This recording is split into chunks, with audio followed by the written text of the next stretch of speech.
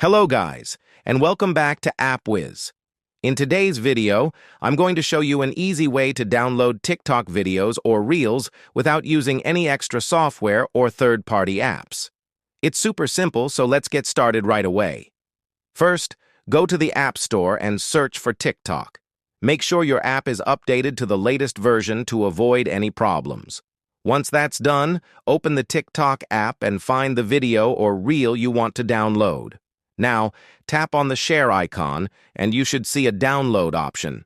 If you don't see it right away, just swipe to the right. It should appear there. Tap on download, and the video will start saving. Once the download is complete, you can check your Photos app to find it.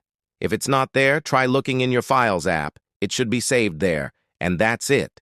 Your TikTok video is now saved on your device, ready to watch anytime. If you found this video helpful, make sure to like, comment, and subscribe for more easy app tips and tutorials. Thanks for watching, and I'll see you in the next video.